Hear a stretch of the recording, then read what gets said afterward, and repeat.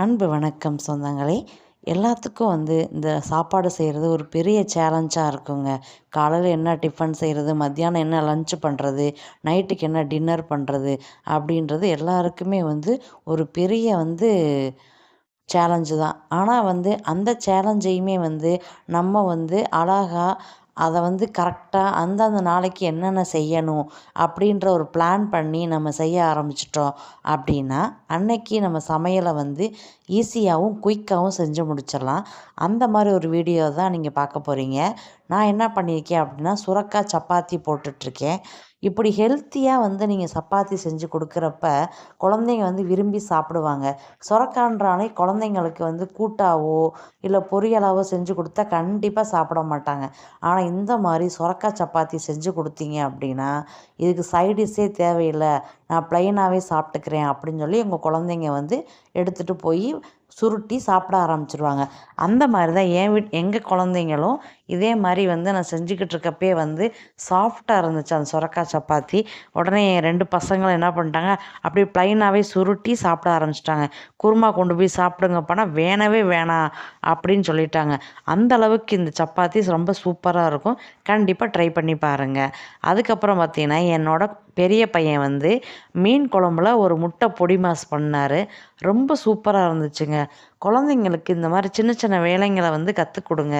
அந்த கடையில் வாங்கினா கூட இப்படி வாங்கி நாங்கள் சாப்பிட்ருக்க மாட்டோம். அந்த அளவுக்கு டேஸ்ட்டாக இருந்துச்சு. உங்கள் வீட்டு குட்டீஸ்கெல்லாம் இந்த மாதிரி செய்ய சொல்லி கொடுங்க.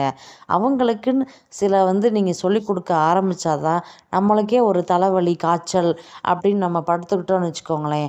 அப்போ யாரடா நம்ம தேடுறது, சமைக்கிறதுக்கு யாரை சொல்லலாம் அப்படின்ற ஒரு கன்ஃபியூஸில் நம்ம இருப்போம்.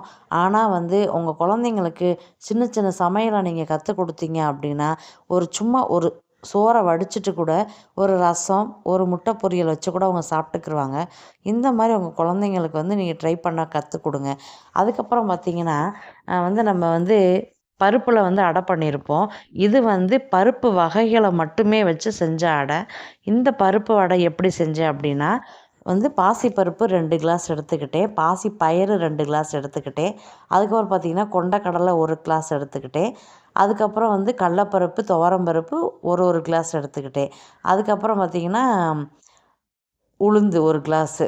இந்த மாதிரி எல்லாத்தையும் எடுத்துகிட்டு நல்லா ஊற வச்சுட்டு, அதுக்கப்புறம் நீங்கள் அதோடு சேர்த்து பட்டை வத்தல், கொஞ்சோண்டு சோம்பு, கொஞ்சம் சீரகம், அதுக்கப்புறம் பார்த்திங்கன்னா கொஞ்சம் முருங்கைக்கீரை, கொஞ்சம் தேங்காய், அப்புறம் வெங்காயம், இது எல்லாத்தையும் போட்டு நல்லா கலக்கி ரோஸ்ட்டு பண்ணிங்க அப்படின்னா சூப்பராக வருங்க. இந்த முருங்கைக்கீரை அடை அப்படின்னு சொல்லலாம், இல்லை முருங்கைக்கீரை ரோஸ்ட் அடை அப்படின்னு சொல்லலாம். இது நல்லா சூப்பராக இருந்துச்சுங்க. நாங்கள் என்ன பண்ணுவோம், அடை செய்கிறப்பெல்லாம் என் பசங்களுக்கு ரொம்ப ரொம்ப பிடிக்கும் இந்த அடை. அதனால் அவங்க என்ன பண்ணுவாங்க அப்படின்னா, சட்னி இருக்கும், சாம்பார் இருக்கும், எல்லாமே இருக்கும். ஆனால் அந்த அடை செய்கிறப்பெல்லாம் பார்த்திங்கன்னா, அடை செஞ்சாலும் சரி, பூரி செஞ்சாலும் சரி, இல்லை சப்பாத்தி செஞ்சாலும் சரி, எப்பயுமே என் பசங்க 2 பேரும் சுட்டோடனே ப்ளைனாக ஒன்று சாப்பிட்டு அதை பழக்கமாகவே வச்சுட்டாங்க. அந்த ப்ளைனாக ஒன்று வாங்கிட்டு போய் அவங்க சாப்பிடணும். அப்போ தான் அவங்களுக்கு நிறைவாக இருக்கும். அதுக்கப்புறம் 2வது தடவை தட்டில் வச்சு எப்பயும் போல் நம்மளோட சேர்ந்து உட்காந்து சாப்பிட ஆரம்பிச்சிருவாங்க. அப்போ குருமா ஊற்றி சாப்பிடுவாங்க. இந்த மாதிரி உங்கள் குழந்தைங்களுக்கு என்னென்ன நீங்கள் சொல்லி கொடுக்கணும் அப்படின்னா, சின்ன சின்ன வீட்டு வேலைகளை சொல்லி கொடுங்க. அதுக்கப்புறம் பார்த்திங்கன்னா, சின்ன சின்ன தோசை ஊற்றுறதுக்கு, சும்மா ஒரு சப்பாத்தி உருட்டி கொடுக்குறதுக்கு, இல்லை சப்பாத்தி உருண்டை போடுறதுக்கு, இந்த மாதிரி சின்ன சின்ன வேலைகளை நீங்கள் சொல்லி கொடுத்தீங்க அப்படின்னா அவங்க ஈஸியாக கற்றுக்குருவாங்க. என் சின்ன பையன் தோசை ஊற்றுவாங்க.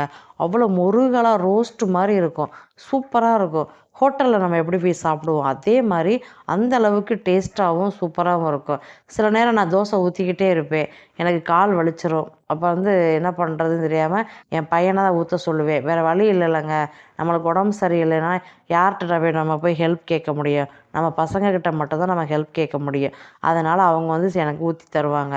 அதுக்கப்புறம் அவங்க சாப்பிடுவாங்க. இந்த மாதிரி தான் என்னுடைய நாட்களை ஒவ்வொரு நாளும் நான் இந்த மாதிரி தான் கழிக்க வேண்டியதாக இருக்குது. என்ன பண்ணுறது, நம்மளோட உடம்பு ப்ராப்ளமும் அந்த மாதிரி இருக்குது. ஆனால் எல்லாருக்கும் இது சொன்னால் புரியாது. நம்ம சும்மா சொல்கிறோம் அப்படின்னு நினச்சிக்கிருவாங்க. ஆனால் உண்மையிலே எந்த ஒரு பெத்த தாய்க்குமே குழந்தைங்கள வேலை வாங்கணும் அப்படின்ற ஆசையெல்லாம் எந்த தாய்க்குமே இருக்காது. நம்மளோட உடம்பு சூழ்நிலைனால நம்ம வந்து குழந்தைங்ககிட்ட சின்ன சின்ன ஹெல்ப் தான் நம்ம கேட்குறோம். அதனால தப்பே கிடையாது. ஆனா மத்தவங்க என்ன நெனைப்பாங்க, குழந்தைய வந்து இந்த பாடுபடுத்துறாங்க. குழந்தைங்களுக்கு வந்து இந்த வேலையெல்லாம் சொல்லிக் குடுக்குறாங்க. இந்த வேலைகளெல்லாம் வந்து குழந்தைங்களுக்கு கத்துக் குடுக்குறாங்க. ஒரு செல்ஃப் கிளீனிங் பண்றதையே பார்த்தீங்கன்னா, நம்ம ஏன் சொல்லிக் குடுக்குறோம்? எதுக்கு சொல்லிக் குடுக்குறோம்? இத ஏன் பண்றீங்க? அப்படின்லாம் வந்து சில பேர் கேட்பாங்க. ஆனா வந்து அது வந்து தப்பு கிடையாதுங்க. எல்லா வேலைகளையுமே எல்லா குழந்தைங்களுக்குமே நம்ம கத்துக் குடுக்கணும். அது பெண் பிள்ளைகளா இருந்தாலும் சரி, ஆண் குழந்தைங்களா இருந்தாலும் சரி, எல்லா வேலைகளும் அவங்கள கத்துக்கிறனால தப்பு கிடையாதுங்க. நம்மளே வந்து ஒரு காய்ச்சல்னு படுத்துக்கிட்டு எந்திரிக்கவே முடியலன்னு வச்சுக்கோங்களேன். அந்த மாரி நேரங்கள்ல வந்து நம்ம சொல்லிக் குடுக்குற வேலைகள் வந்து அவங்களுக்கு கண்டிப்பா உதவுங்க. நம்மளுக்கும் ஊத்தி குடுத்துருவாங்க. அவங்களும் ஊத்தி சாப்பிட்டுட்டு காலேஜுக்கோ, ஸ்கூலுக்கோ, ஆஃபீஸ்க்கோ அவங்களும் கிளம்பி போயிருவாங்க. இந்த சின்ன சின்ன வேலைகள வந்து கத்துக் குடுங்க.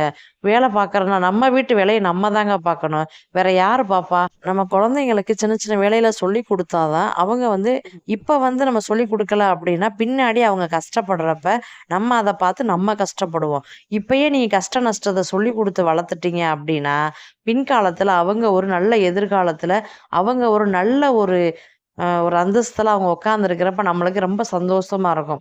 நம்ம பிள்ளைங்க பரவால்ல. நம்ம நெறைய விஷயத்த அவங்களுக்கு கத்துக் குடுத்தோம். இன்னைக்கு அவங்க வந்து நல்லா ஸ்டாண்டர்டா ஒரு வேலையில அவங்க இருக்காங்க.